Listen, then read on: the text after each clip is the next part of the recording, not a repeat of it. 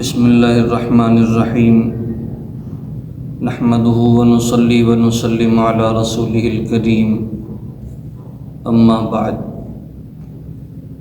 اعوذ باللہ من الشیطان الرجیم بسم اللہ الرحمن الرحیم والذین هم لفروجهم حافظون الا علی ازواجهم او ما ملکت ایمانهم فإنهم غیر ملومین صدق اللہ مولانا العظیم۔ محترم ناظرین کرام، السلام علیکم ورحمۃ اللہ وبرکاتہ۔ آج کی نشست میں ایک سائل کی جانب سے کیا گیا سوال کا جواب پیش کرنا پیش نظر ہے۔ سوال یہ کیا گیا کہ جو مسلمان اپنے علاقے کو چھوڑ کر، اپنے شہر کو چھوڑ کر، اپنے ملک کو چھوڑ کر دوسرے ملکوں میں جا کے بسیرا کرتے ہیں اور عموماً سال سے 2 سال 3 سال کا عرصہ وہ باہر گزارتے ہیں۔ اس عرصے میں چونکہ خاتون خانہ پاس نہیں ہوتی اور انسانی قوت و طاقت برداشت سے باہر ہوتی ہے، کیا ایسی صورت میں شریعت نے کوئی گنجائش رکھی ہے یا نہیں رکھی؟ عربی کے اندر الاستمناء بالید یعنی ہاتھ کے ذریعے سے اپنی شہوت کو پورا کرنا۔ یاد رکھیں جو آیت مبارکہ تلاوت کی، اللہ تعالیٰ فرماتے ہیں ایمان والوں کی نشانی یہ ہے کہ وہ لوگ اپنی شرمگاہوں کی تمام شہوت کی چیزوں سے حفاظت کرتے ہیں۔ الا علی ازواجہم او ما ملکت، مگر ان کی بیویوں پر یا ان کی باندیوں پر اپنی شرمگاہ کو محفوظ رکھنا نہیں ہے، اس کی اجازت ہے۔ فمن ابتغى وراء ذلك، اگر کوئی اس سے تجاوز کرے گا تو بے شک وہ حد سے تجاوز کرنے والا ہے۔ تو صورت مسئلہ میں علاقے سے، شہر سے، ملک سے دور ہونے کے وقت کسی بھی صورت میں اپنے ہاتھوں کے ذریعے سے اپنی شہوت کو پورا کرنا اس کی اجازت نہیں ہے۔ اور ملک سے باہر کیا، ملک کے اندر بھی موجود خواتین کی موجودگی میں جو کہ نکاح کی صورت میں اپنے پاس حلال صورت میں موجود ہیں، انہیں چھوڑ کر اس طریقے سے کرنا یہ ناجائز اور گناہ کا کام ہے۔ حدیث مبارک میں آتا ہے کہ اللہ رب العزت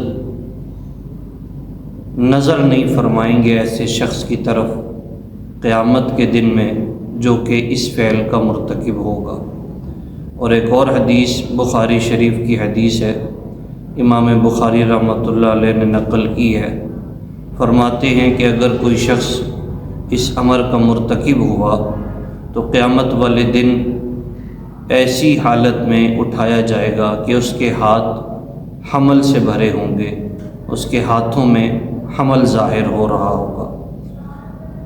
احادیث مبارکہ میں اس عمل پر بہت سخت وعیدیں آئی ہیں، چنانچہ وہ لوگ جو کہ مجبوری کی حالت میں ملک سے باہر ہیں ان کے لیے بھی یہی صورتیں ہیں، لیکن کوئی طریقہ کار کہ وہاں جانے کے بعد انسان برے اعمال سے، برے افعال سے بچ سکے، اس کا کوئی طریقہ شریعت میں بیان کیا گیا ہو۔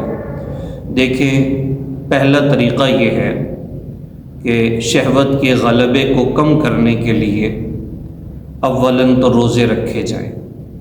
ایسا شخص جو یہ سمجھتا ہو کہ میں بچ نہیں سکتا، اس کو چاہیے کہ وہ حتی الامکان جتنے روزے رکھ سکتا ہے وہ روزے رکھے۔ روزے رکھنے کی برکت سے اللہ پاک اسے ان اعمال جو کہ ناجائز ہیں ان سے بچنے کی توفیق مرحمت فرمائیں گے۔ دوسرے نمبر پر حتی الامکان تنہائی والی جگہوں سے بچے، تنہا نہ رہے، مجمع کے اندر رہے اور اپنے آپ کو حتی الامکان تنہائی والی جگہ سے کم اپنے آپ کو اس میں رکھے۔ تیسرے نمبر پر وہ غذائیں اور وہ خوراکیں جن کے کھانے کے بعد انسان پر شہوت غالب ہوتی ہے، ان غذاؤں سے اپنے آپ کو بچائے اور ان سے پرہیز کرے۔ غذاؤں کے لحاظ سے نبی علیہ الصلوۃ والسلام کی زندگی میں ہمیں یہ بات ملتی ہے کہ نبی علیہ السلام معمولی اور ہلکی غذائیں کھاتے تھے اور پیٹ بھر کر نہیں کھاتے تھے۔ تو کھانے کے اندر اگر سنتوں کا اہتمام کیا جائے اور نبی علیہ السلام کے فرمان کے مطابق اگر کھایا جائے تو انشاءاللہ تب بھی ان اعمال شرعیہ سے انسان کی حفاظت ہوگی۔ یہ 3 طریقے ہیں۔ نمبر 1 روزے رکھے جائیں، اور نمبر 3 حتی الامکان تنہائی سے بچا جائے، اور نمبر 3 یہ ہے کہ ایسے وقت میں خوراک کو چننے کے اندر، خوراک کے انتخاب کے اندر حتی الامکان ہلکی غذاؤں خوراکوں کا استعمال کیا جائے۔ اگر ان چیزوں پر اہتمام کریں گے، اور ساتھ میں آخری نمبر پر جو کہ پہلا نمبر ہونا چاہیے، جتنا ہو سکے اپنے رب سے برے اعمال سے حفاظت کی دعائیں کرتے رہیں اور اللہ سے مانگتے رہیں۔ اٹھتے بیٹھتے نمازوں کے بعد نوافل کا اہتمام کرنے کے ساتھ ساتھ دعاؤں کا اہتمام کریں کہ یا اللہ مجھے اس برے عمل سے بچا لے۔ تو اللہ سے امید ہے کہ اللہ پاک ان اعمال سے حفاظت فرمائیں گے۔ السلام علیکم ورحمۃ اللہ وبرکاتہ۔